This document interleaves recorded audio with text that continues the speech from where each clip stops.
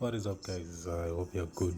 So one question that I've always had after I've fixed this PXN V9, I was fixing the shift thing.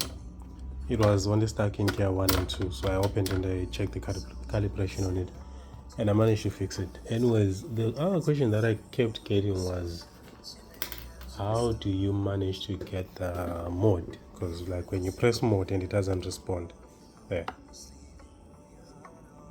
it doesn't shift modes.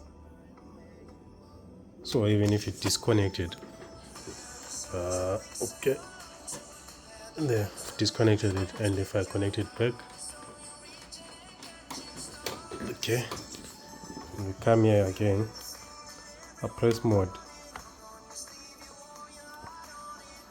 there's nothing, it doesn't respond. So it's only stuck with I don't remember, is it 15 patterns or something like that instead of the 20 something patterns.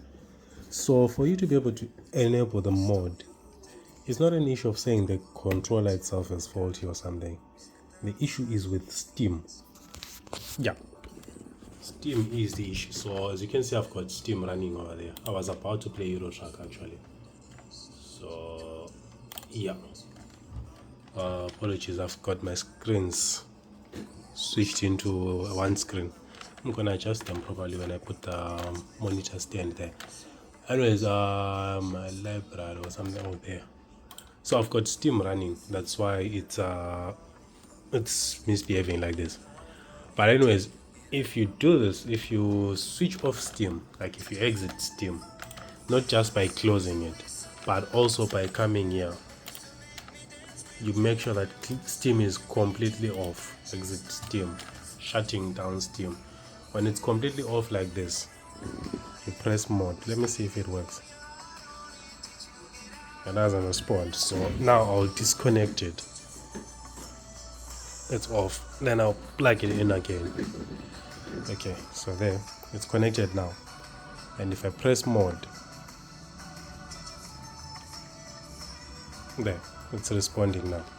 So the main issue is with Steam, it will be identifying it as a PlayStation 3 controller instead of an actual wheel. So when you try to change modes, it doesn't change. So you have to completely close Steam and then you press on your mode option. So instead of me having to struggle every time, what I managed to do is this. I simply went to device manager or task manager. Yeah, task manager actually. So in task manager, I opened on the startup apps.